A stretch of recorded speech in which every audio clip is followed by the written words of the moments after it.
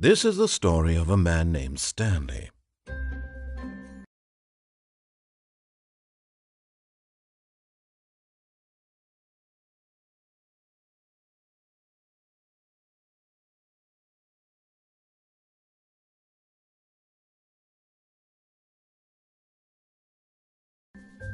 Stanley worked for a company in a big building where he was employee number 427. Employee number 427.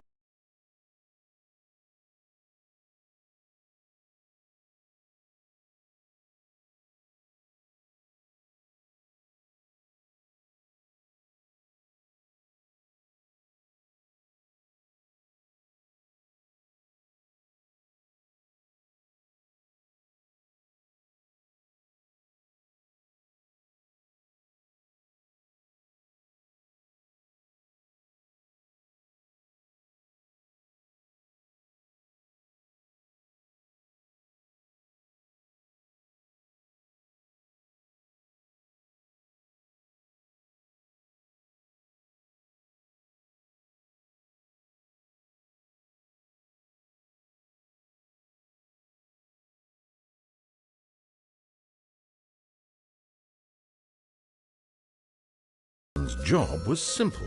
He sat at his desk in room 427 and he pushed buttons on a keyboard.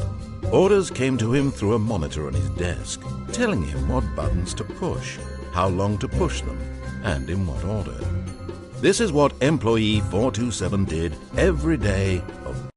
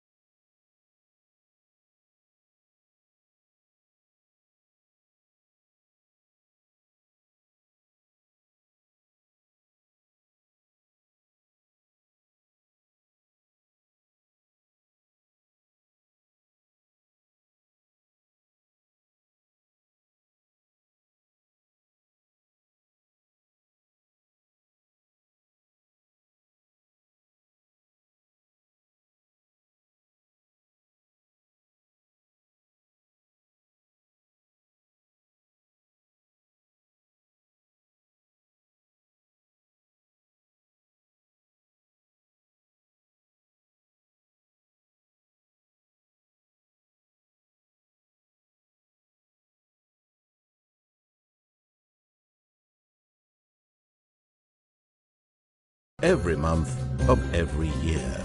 And although others might have considered it soul-rending, Stanley relished every moment that the orders came in, as though he had been made exactly for this job. And Stanley was happy. And then one day, something very peculiar happened. Something that would forever change Stanley. Something he would never quite forget. He had been at his desk for nearly an hour when he realized that not one single order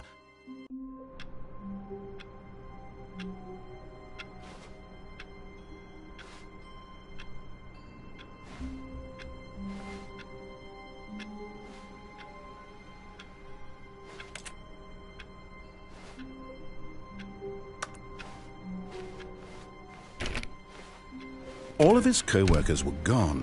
What could it mean? Stanley decided to go to the meeting room. Perhaps he had simply missed a memo.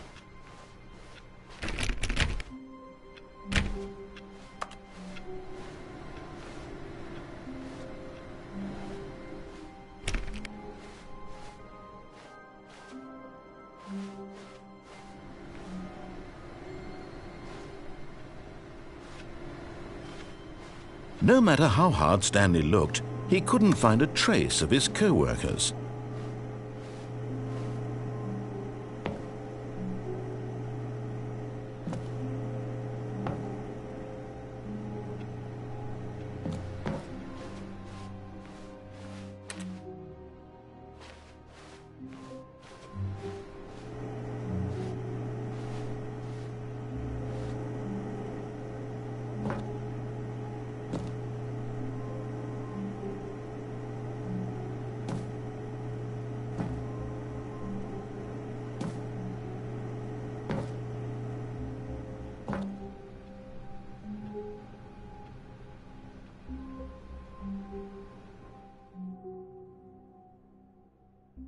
At first, Stanley assumed he'd broken the map, until he heard this narration and realized it was part of the game's design all along.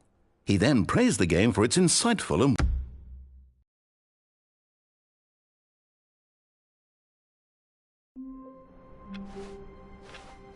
all of his co-workers were gone. What could it mean?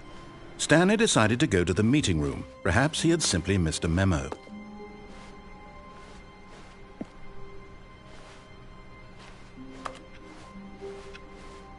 Stanley felt the bucket calling to him, begging him to pick it up. Why was he not doing it?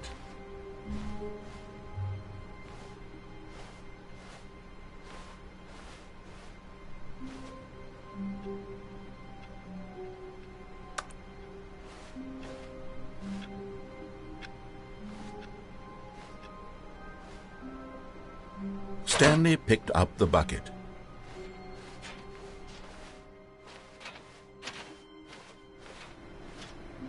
Stanley clung the bucket to his cheek. Could his co-workers really all be gone?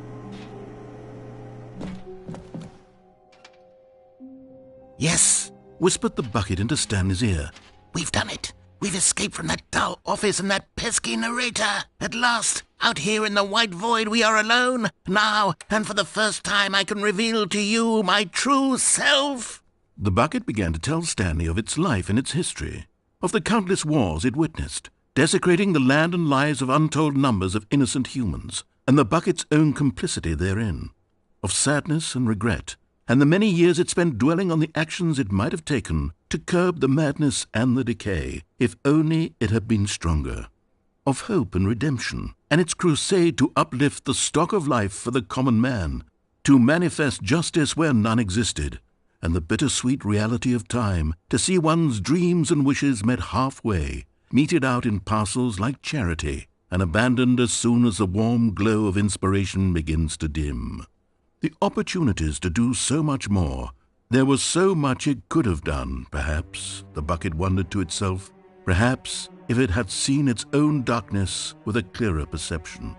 This was way too much for Stanley. "What are you talking about?" he screamed. "You're a bucket!" To this, the bucket furrowed its brow. "No," said the bucket. "not since the evil wizard Gambhorata first ensnared me in his machinations as payback for the sacred amulet I stole from his treasured vaults. I was young back then and could not conceive the ramifications of—" "No!" Stanley screamed even louder this time. "This is stupid! You are a bucket! This is so stupid! Why are we even doing this?" As Stanley screamed and screamed and screamed, the bucket revealed its true form, transforming into a mighty beast of untold power, its fangs glistening like...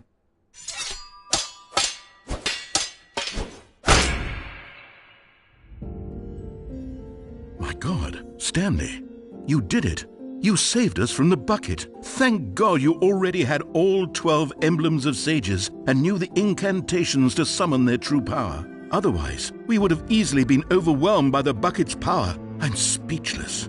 You've demonstrated such bravery here today. Come, Let's restart the game, and we'll agree to never again go trifling with this bucket, nor the dark magic cast away inside of it.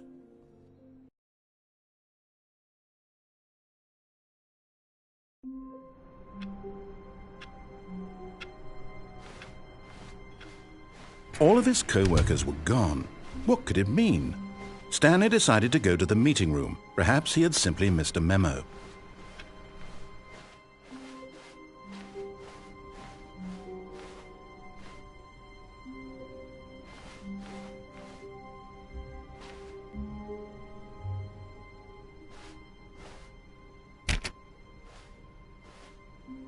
When Stanley came to a set of 2 open doors,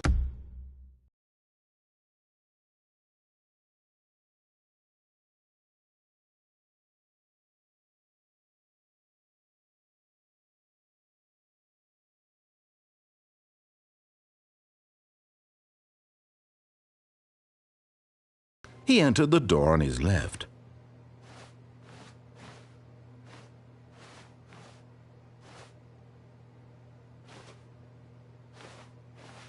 This was not the correct way to the meeting room, and Stanley knew it perfectly well. Perhaps he wanted to stop by the employee lounge first, just to admire it. Ah, yes, truly a room worth admiring. But eager to get back to business, Stanley took the first open door on his left.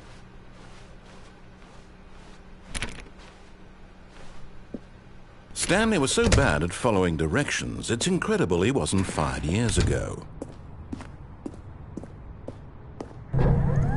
Look, Stanley, I think perhaps we've gotten off on the wrong foot here. I'm not your enemy, really, I'm not. I realize that investing your trust in someone else can be difficult, but the fact is that the story has been about nothing but you all this time. There's someone you've been neglecting, Stanley. Someone you've forgotten about. Please. What? Really? I was in the middle of something. Do you have zero consideration for others? Are you that convinced that I want something bad to happen to you? Why, I don't know how to convince you of this, but I really do want to help you, to show you something beautiful. Look, let me prove it. Let me prove that I'm on your side. Give me a chance.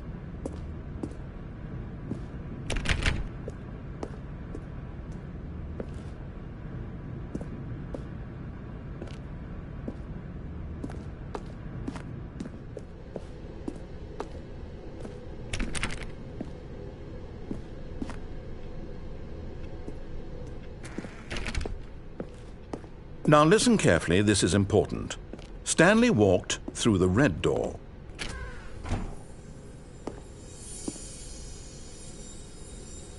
You found one of them. One of the miniature Stanley figurines. Remember, no reward for collecting all of these, only the intrinsic pleasure of a job well done. You can't buy that sort of happiness, Stanley. God knows I've tried. So, I implore you to savor each and every moment you come across one of these beautiful figurines.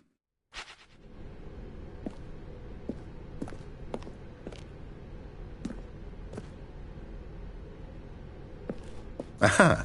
Perhaps you misunderstood. Stanley walked through the red door. I still don't think we're communicating properly. Stanley walked through the red... All right, fine, go ahead, Stanley. You want to know so badly what's out there? You want to find out what lies at the end of this road you've chosen? Well, don't let me stop you.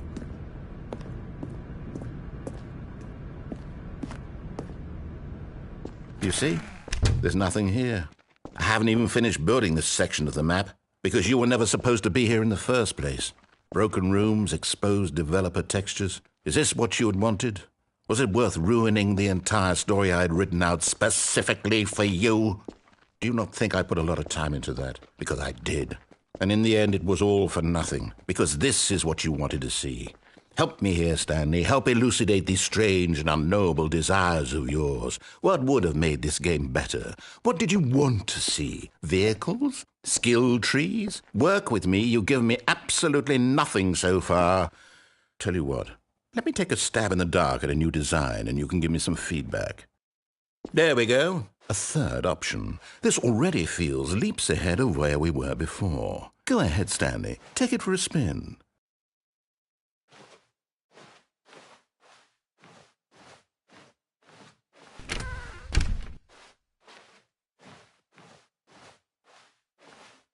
Okay, I'm going to stop you there. Now, tell me about your experience with this new version. Would you say that the game benefited from allowing you more choices? Feel free to be honest. I'm looking for some real critical feedback here. A 1? I mean, I can understand if you had reservations, you saw ways the game could be improved to more fully express itself mechanically and artistically, but a 1? That's not even helpful. What am I supposed to do with that? But I guess it isn't my place to judge. Here, based on the data from your previous playthrough, I've compiled a new version. And to be perfectly candid, I think I've knocked it out of the park with this one. Let's take a look.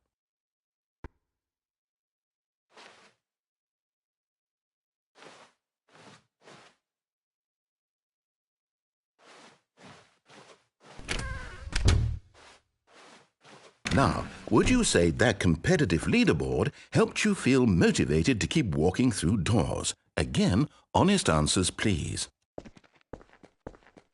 Hey, I nearly forgot. I've got a prototype of a new game I've been working on, and now would be a lovely opportunity to give it some play testing. You wouldn't mind taking a look at it, would you? Perfect. Let me boot it up. In this game, the baby crawls left towards danger. You click the button to move him back to the right, and if he reaches the fire, you fail. It's a very meaningful game, all about the desperation and tedium of endlessly confronting the demands of family life. I think the art world will really take notice. But of course, the message of the game only becomes clear once you've been playing it for about 4 hours. So why don't you give it 4 hours of play to make sure it's effective? Be sure to keep notes on your experience.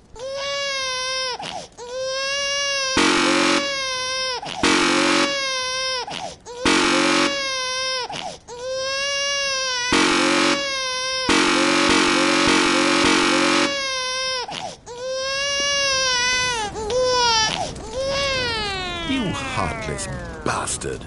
Did you do it because you hate babies or purely to spite me? Because if it's the latter, well, I don't know what to do. I'm completely out of ideas. I can't think...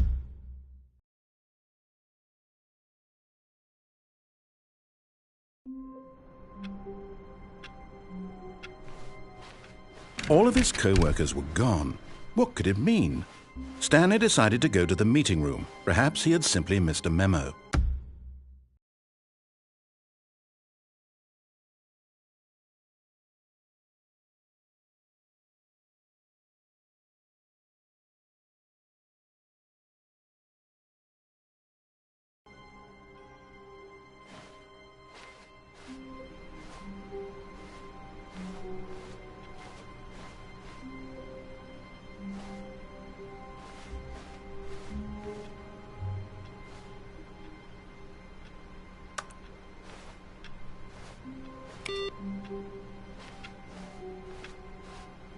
Stanley lifted the bucket into his arms, and a wave of comfort rushed over him. Stanley clutched the bucket tightly to his chest and entered the door on his left.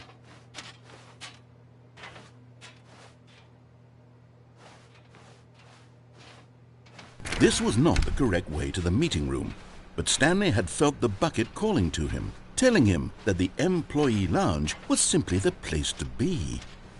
And here it was. Had the bucket turned out to be correct? Never mind. The bucket was wrong. Stanley took the door on his left to go back to the meeting room. No, Said the bucket. don't go to the meeting room. Go somewhere else. The cargo lift, yes. Go there. Go to the cargo lift.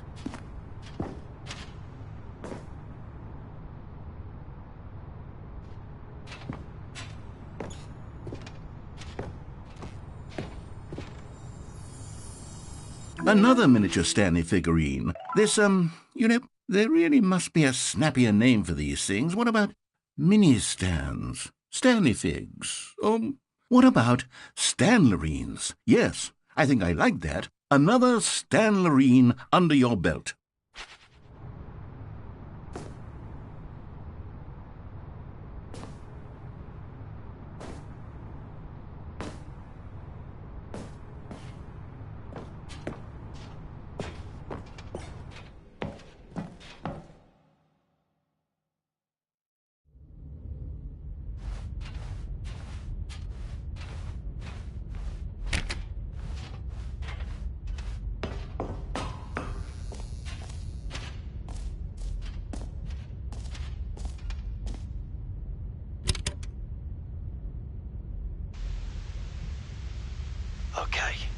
This is day number 295.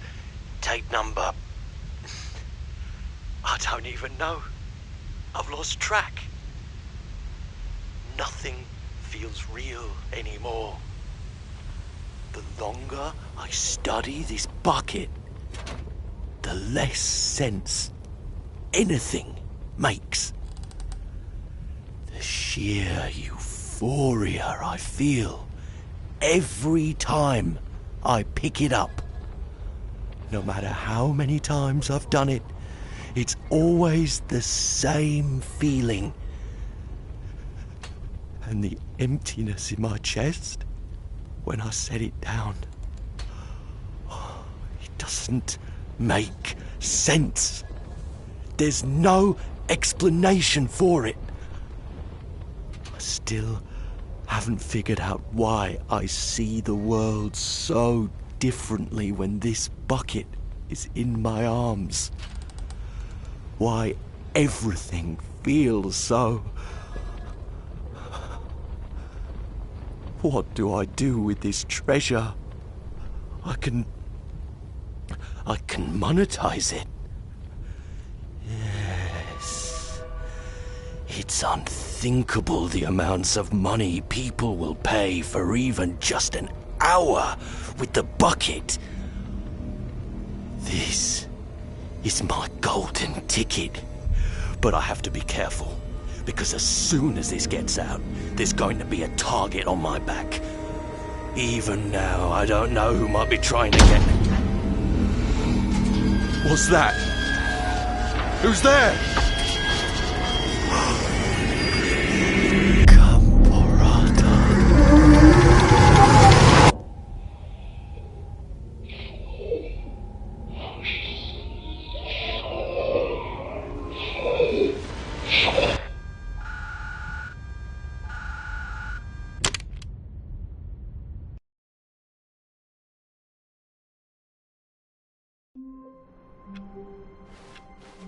Stanley had never seen the office this brightly lit. Was it a sign of something? He hoped it was. He hoped very much that it was.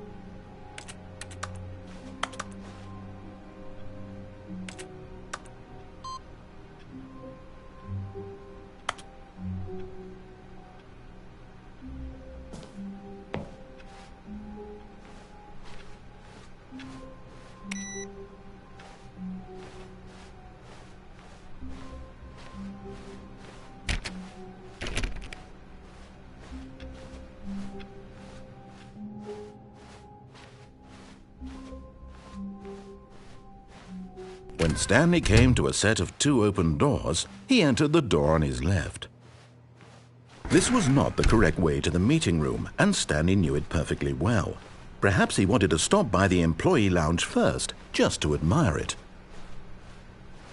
The lounge was sublime, a work of art. But eager to get back to business, Stanley took the first open door on his left. Stanley was so bad at following directions, it's incredible he wasn't fired years ago.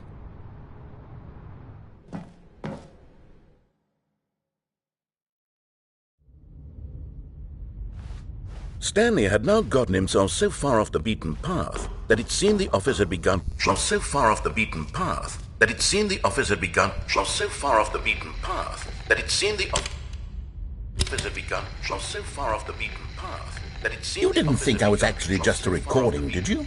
What a silly and trite explanation that would be. All the back and forth between you and me, all the absurd adventures we've been through, and it all turns out I'm just a tape recording? It was all just in Stanley's head. I bet that's the kind of twist you think is revelatory. I bet each and every time you watch a movie where it turns out all to be in the main character's imagination, you must absolutely bolt off the couch in pure shock at the phenomenal and intricate storytelling. It must be so simple to be you. Life being an unending waterfall of surprises and delights. How much more exciting you must find the world than the rest of us do. Now I've become sad. Look what you've done to me. This is all your fault.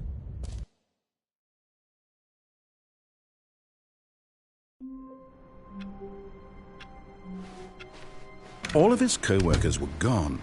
What could it mean? Stanley decided to go to the meeting room. Perhaps he had simply missed a memo.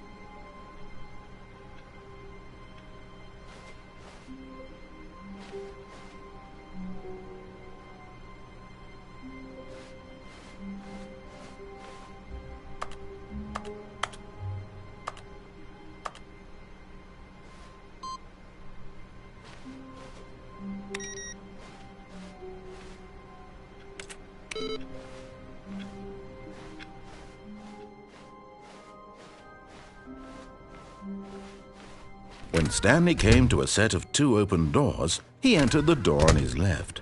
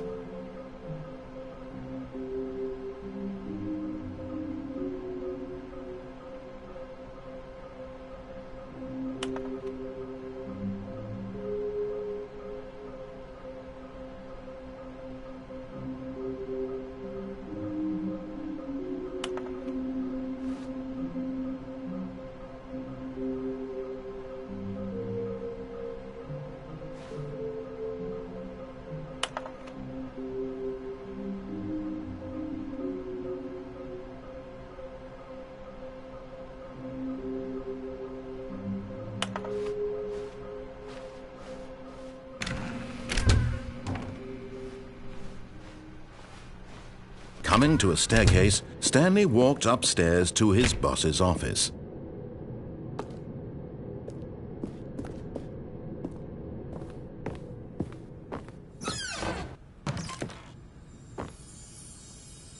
Okay, I'm going back to the name of these little Stanley figurines, and now I'm torn between Stanlerines and Figlies. What do you think, Stanley?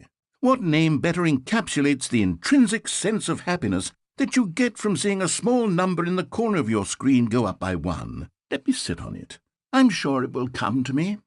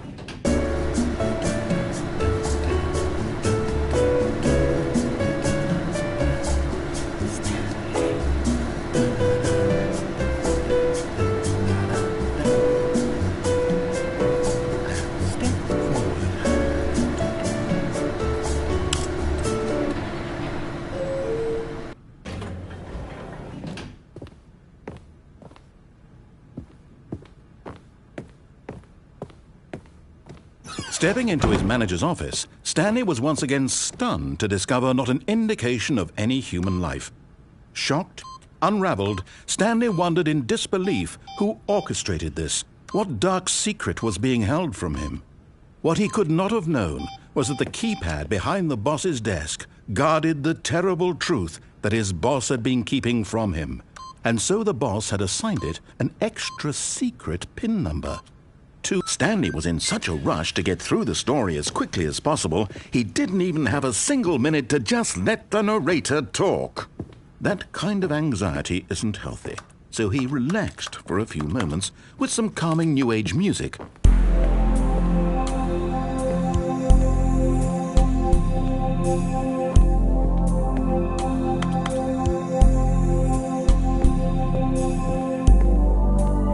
Feeling soothed and rejuvenated, Stanley calmly walked forward into the opened passageway.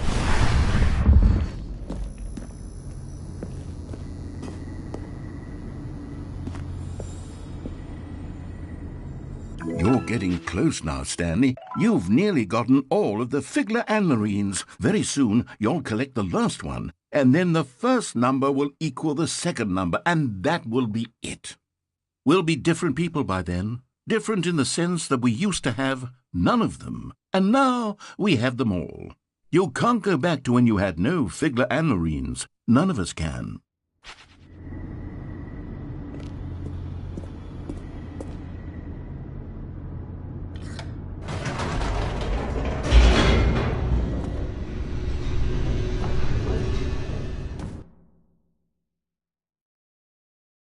Descending deeper into the building, Stanley realized he felt a bit peculiar. It was a stirring of emotion in his chest, as though he felt more free to think for himself, to question the nature of his job. Why did he feel this now, when for years it had never occurred to him? This question would not go unanswered for long. Stanley walked straight ahead through the large door that read Mind Control Facility.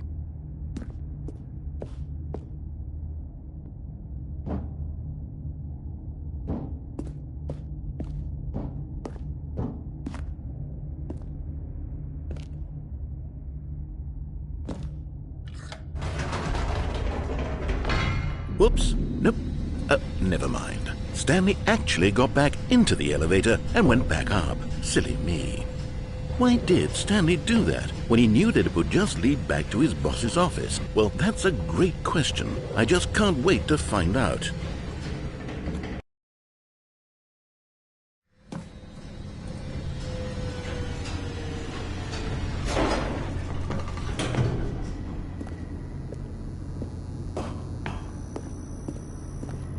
Here we are, Stanley. It's your boss's office. Exactly the way it was before you got onto the elevator.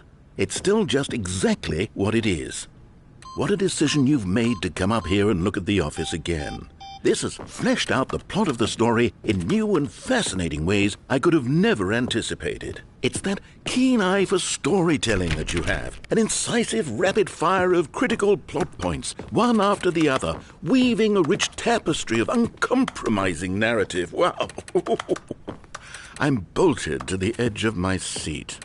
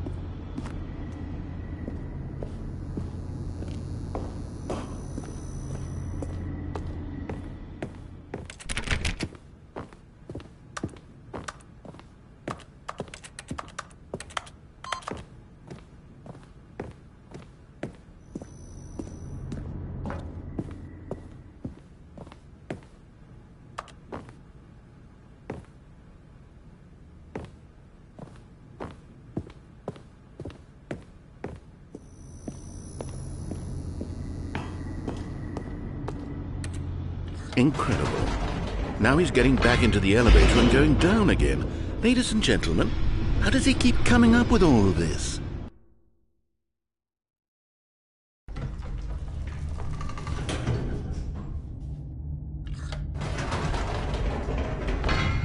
Did you think we were going to go forward down the spooky corridor? No. It's time once again to go back up in the elevator. I can't even begin to grapple with what might be up there. Is it the boss's office again? Or what if it's the boss's office this time? The suspense is killing me.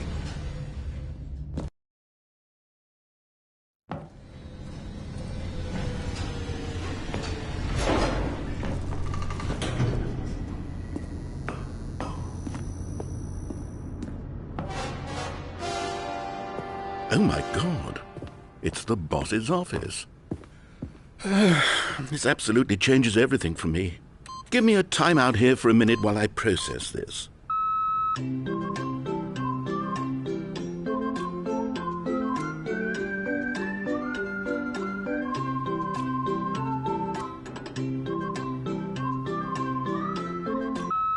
Okay, I'm ready. I'm prepared to embrace this stunning revelation and to move forward with... No, wait.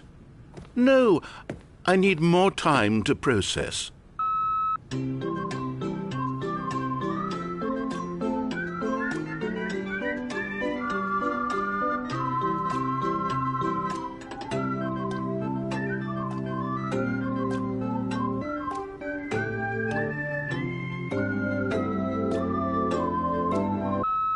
All right, I have fully come to terms with it. I have made space in my worldview for this astonishing new reality. As before, I turn to your expert eye for gripping narrative, Master Stanley. Of course, going back down in the elevator. How did I not anticipate it? I mean, sure, now it's obvious, but you have to understand that 30 seconds ago, this kind of thing had never been attempted before. I had no frame of reference to even anticipate it. That's just how revelatory Stanley's decision-making is, a breath of fresh air in a landscape of storytelling that has grown stale and repetitive.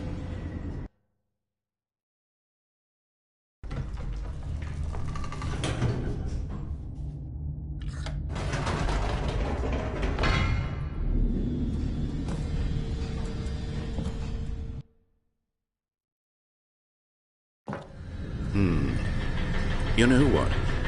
I've just thought of something. Hold on, let's stop for a moment. Don't you realize? It's the anticipation, Stanley. You and I, we have no way of knowing what will be at the top of this elevator. But the suspense, the agony of waiting and anticipating and having to guess, that's the real thrill. Oh, I simply don't want to let that feeling go. It's so precious, so fleeting. Why don't we take this elevator ride nice and slow? There we go. Isn't this so much more exciting? You know, Stanley, it seems like nowadays the only thing that audiences want is to be shocked as loudly and frequently as possible. They want big, explosive moments flung right in their faces from the very moment that things get started. But where's the tension? Where's the trust in the audience to build a slow and nuanced appreciation for the story, the characters? Why aren't we given time to imagine the surprises, to have to think and to anticipate, and then to marvel at the eventual reveal? This is storytelling, Stanley. What you and I are doing right now. This is the most exciting narrative to be developed in years, and it's really all because of you. You're the one who took this bold step of revisiting the exact same locations over and over. Truly, I mean it. This is unique and different. It's not like anything else out there. You see, I want stories that surprise me, Stanley. I want to have to think. I want to be engaged and not pandered to. We're being fed such unimaginative drivel all the time, and we all know it, which is why we're so starved for content that makes us feel sharp and vital and alive. That's why people like you so much, Stanley, because you're not afraid to spit in the face of tradition. You're a role model, you know? People look up to you. Which is why... Oh, I didn't know when to spring this on you, but, well, I've gathered a little press conference for you, so that you can talk about your work and your storytelling and your life. Yes, I know you're not much for the public eye, but I thought it would especially mean a lot to the people who have been following you from the beginning. They really look up to you, Stanley. I don't know if you realize the impact you have on them. This is the kind of gesture that might leave a tremendous impact on them for the better. Oh, good, we're here. Okay, the room where we're holding the press conference should be just around the corner here somewhere.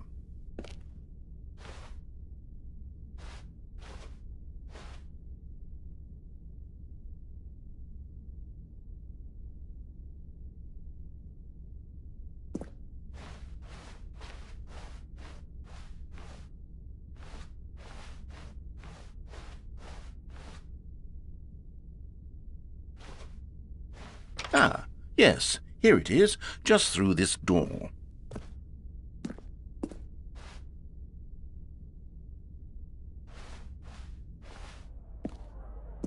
All right, are you ready? I've told them you're going to speak a little bit about the nature of surprise in storytelling and what it means to craft a truly unpredictable narrative. Oh, don't worry, you'll do great. Just be yourself and speak from the heart. I'm really proud of you, Stanley. Okay, it looks like they're ready for you. Go get 'em.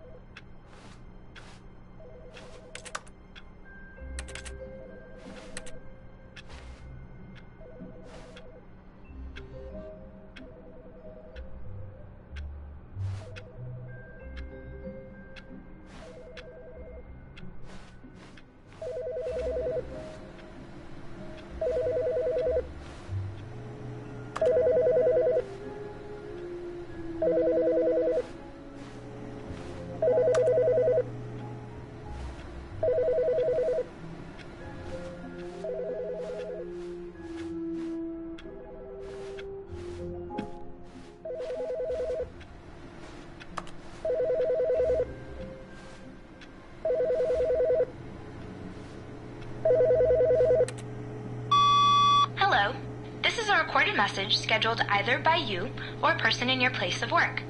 The purpose of this message is to warn you about the dangers of recorded messages. If at any time you believe you are listening to a recorded message, please terminate it immediately and cease all flow of information from the recorded message into your perceptual sphere. Thank you, and have a pleasant day.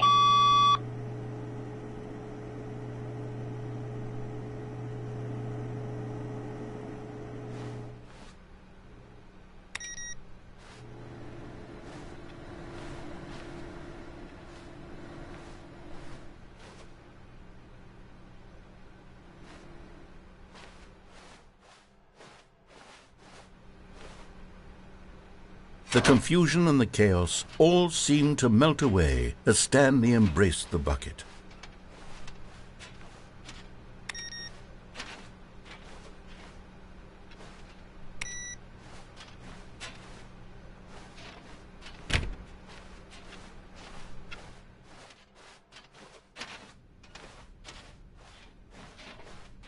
Stanley clutched the bucket tightly to his chest and entered the door on his left.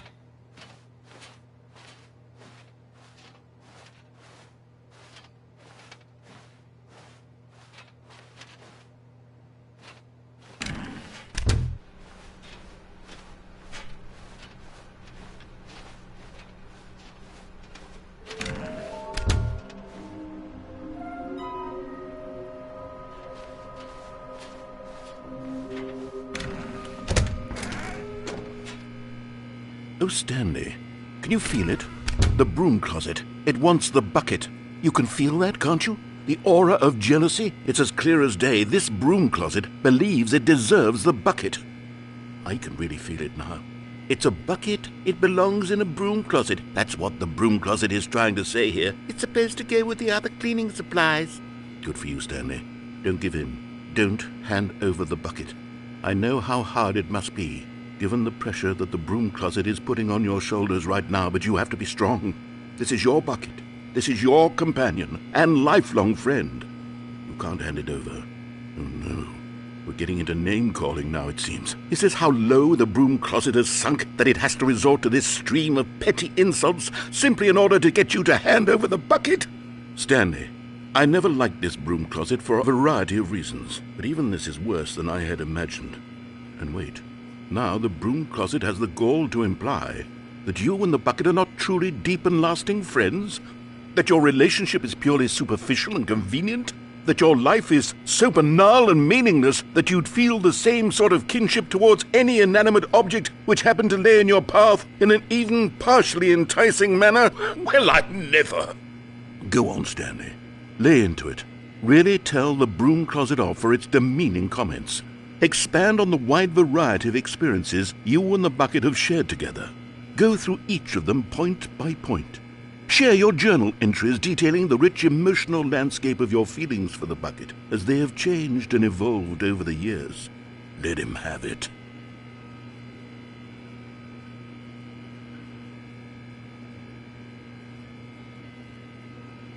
Okay, I've got you something which I think will help settle this debate once and for all.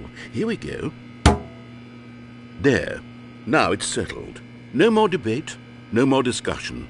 Take a hike, broom closet, with all your meandering philosophical diatribes about the nature of cleaning supplies and their relationship to broom closets in the natural order of things.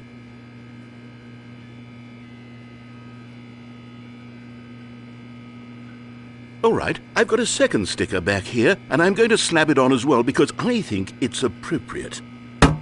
You see, I feel that it works because the sticker is also a bucket. That way, if you're ever unsure whether the thing you're holding is a bucket or not, you can look down at this sticker and say to yourself, "Ah, it's a bucket." There really is a wide variety of applications for this sticker.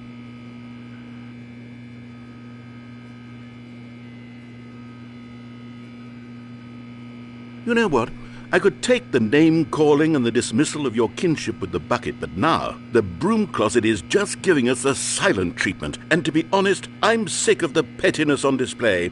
You can stay here all you like, but I've had it with this impetulant room of cleaning supplies, easily the most childish such room I've ever been in. I'll see you outside, and we can get on with the story about you and your bucket.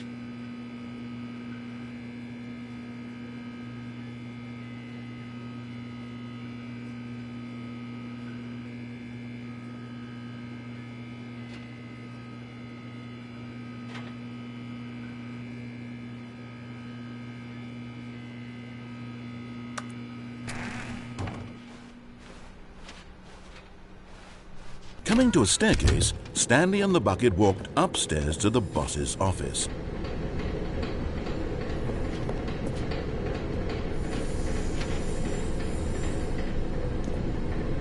And there it is, the last Stiggly Wiggly. Savor this moment, Stanley. This is a real accomplishment. This is doing something just for the sake of doing it. Where so many people expect to be rewarded for the most trivial achievements, you've insisted that a job well done is its own reward. I would tell you that I'm proud of you for collecting them all, but that would be like a reward, and we can't have that. So, instead I'll just say, it's done. We're all done here. And now we can go to whatever the hell you were doing before you hunted for figurines.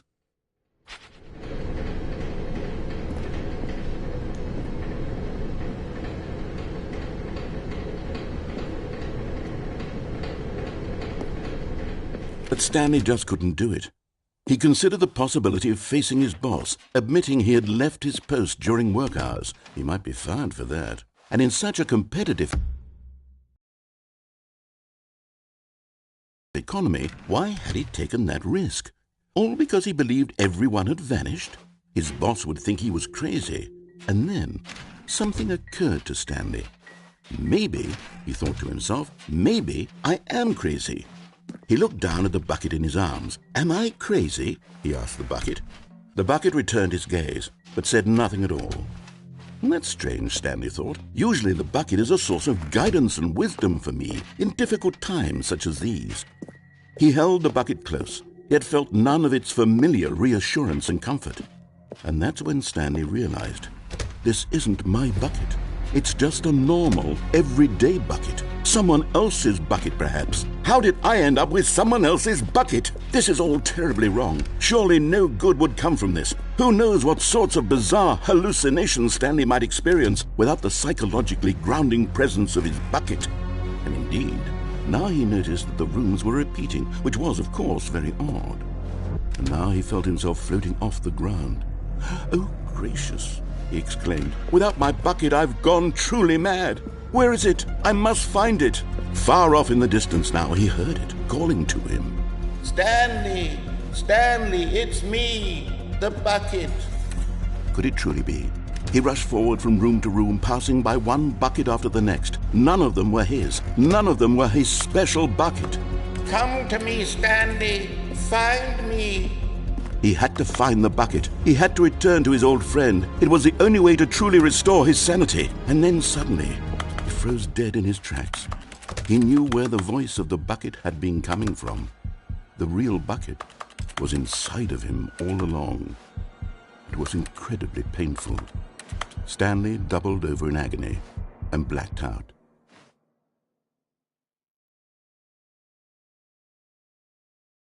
This is the story of a woman named Mariella. Mariella woke up on a day like any other. She arose, got dressed, picked up her bucket of comfort and security, and walked to her place of work. But on this particular day, her walk was interrupted by the body of a man who had stumbled through town, talking and screaming to himself, and then collapsed dead on the sidewalk. Right away, she knew what the problem was. This man had no bucket. Of course he'd gone mad, ranting and raving about a narrator describing all of his actions and how everything is predetermined and free will is an illusion and it's all just a video game. It could all have been prevented if only he'd taken his bucket with him. Perhaps he didn't even realize he'd forgotten his bucket at home in the first place. How cruel the world can be, Mariella thought, and she hugged her own bucket even tighter. But of course, she had no time for this. There were a myriad of confusing problems she would soon have to confront at work, for which her bucket would provide absolute guidance and total clarity on everything. Heck yes, she thought to herself, my life kicks ass. And she backflipped all the way to work.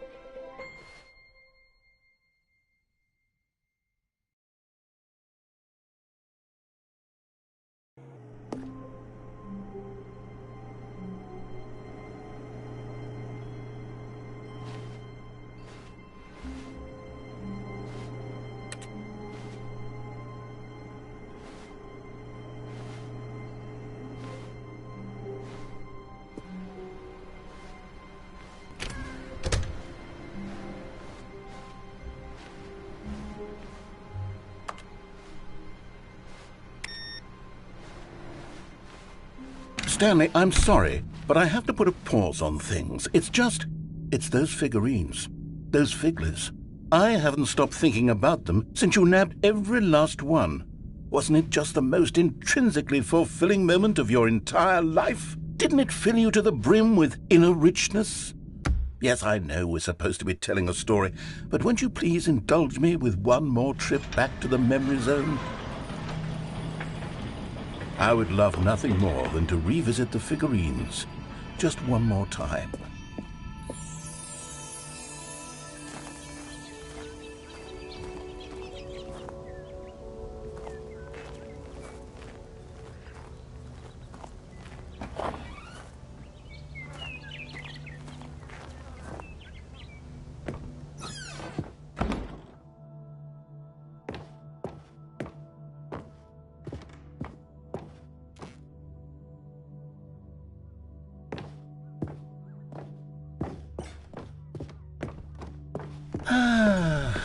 Here's where it all began.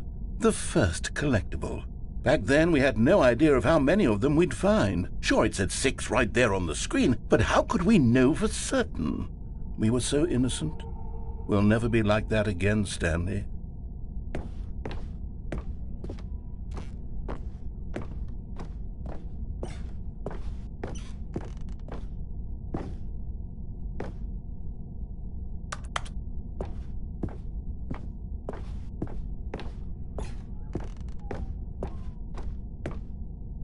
And here was a second Stanlerine.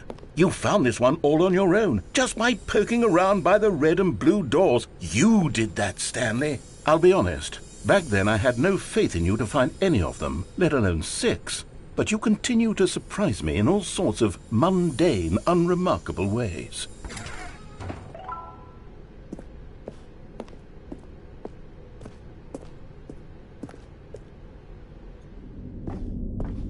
Okay, let's do a little quiz. Which of these rooms was the room you found your third mini Stan? Can you remember?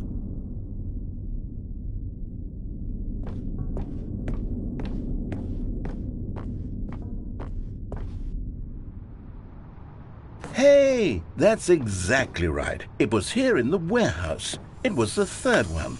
You picked it up, and then after that, you had 3 of them. I'm glad these moments are so crystal clear in your memory, but I shouldn't be surprised. After all, science tells us that it's impossible to forget your third time doing anything.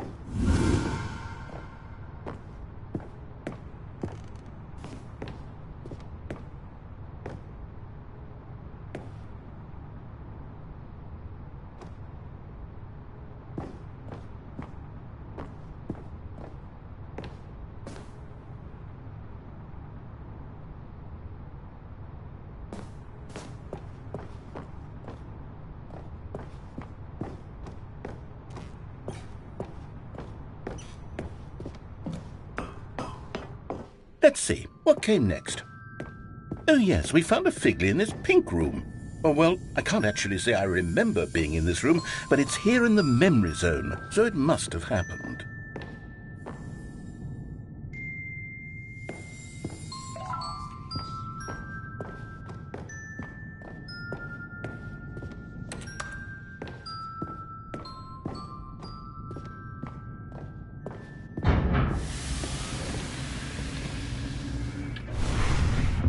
This was the 5th mini Stan, and this one was really something special. It was behind the boss's office. I remember it so clearly. In fact, because this one is particularly special to me, I made a little video to commemorate the occasion. Enjoy.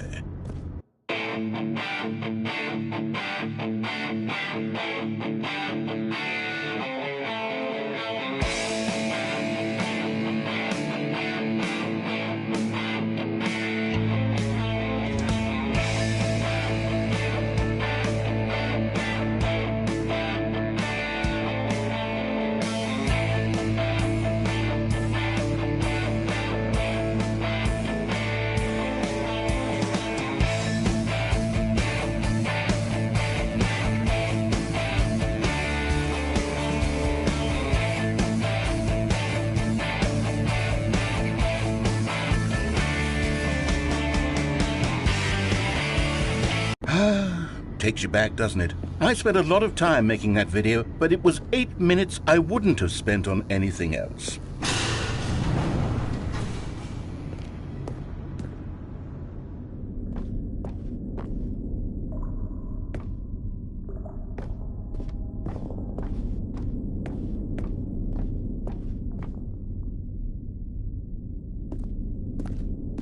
And then, Stanley, then we came to the last collectible, the final figurine, right here, under the stairs. This memory is the most distinct and clear in my mind, perhaps because it was the one that happened more recently than all the others.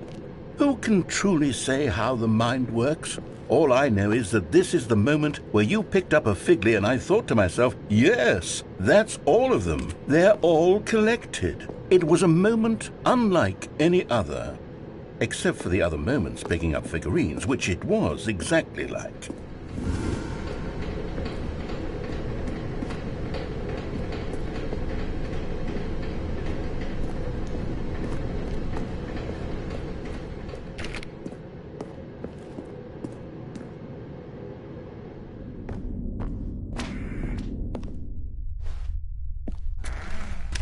And then there was no more.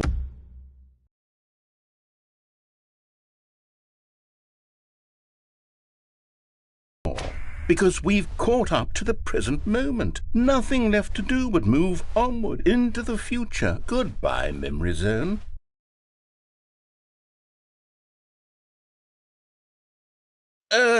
No, I'm not done. I'm not ready to move on. Stop the loading screen. Isn't there some way we can stay here, keep enjoying these figurines? Let's just go backwards. We'll do the Memory Zone again from the opposite direction. See how that feels. Okay, yes, that spot under the stairs, I remember this. I must say, of all the figurines we looked at in our initial tour of the Memory Zone, this one is the most distinct and clear in my mind. Let's keep going, I want more.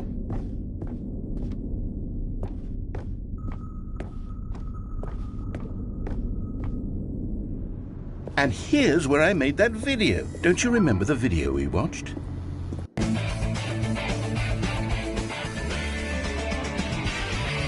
Yes, I love that video.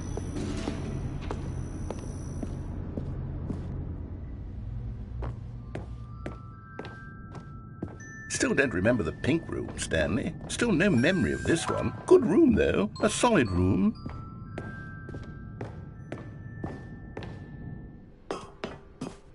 These really were a treat to hunt down. You know, if there had been any kind of reward for finding all of these, it really would have neutered the intrinsic joy of collecting them. I'm very glad we resisted the temptation. Next one.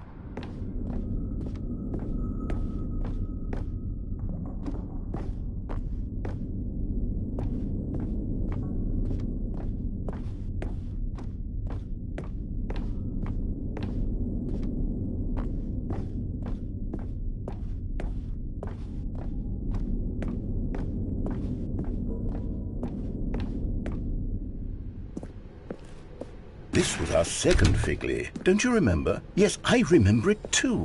The past is truly a wonderful thing. Why does anyone ever choose to leave it? Keep going.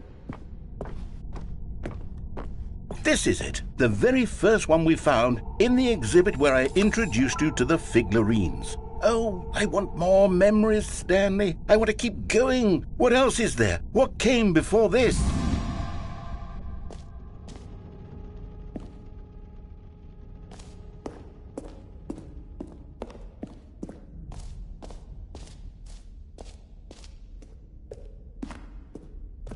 Look, it's the terrible new content that we were originally sold on. I remember hating it back then, but time does put a rosy filter on everything. In fact, I dare say I'm actually quite fond of it now. Look how much fun the past is. I want more. More memories. Oh, yes, the two doors. Who could have forgotten that? A classic memory, this one.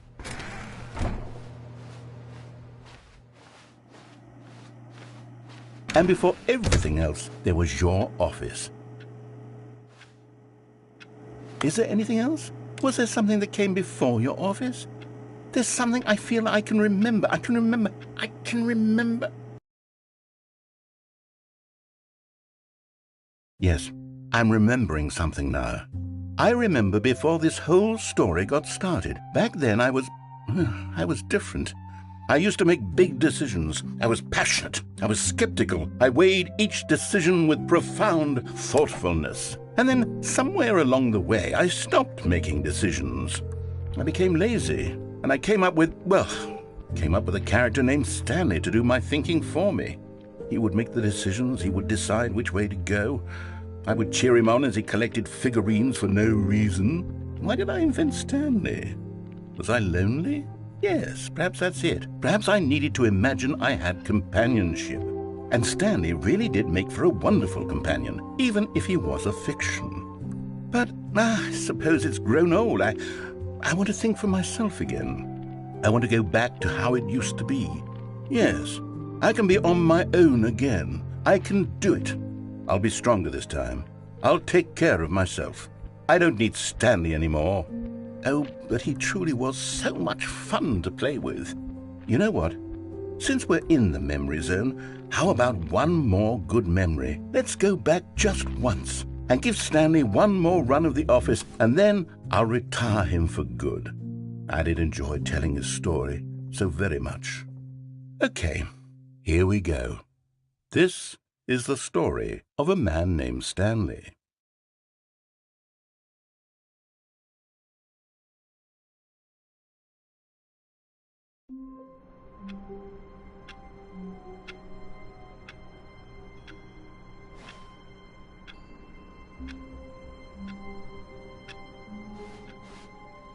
All of his co-workers were... Wait, no. This isn't the right office, is it? Is this Stanley's office?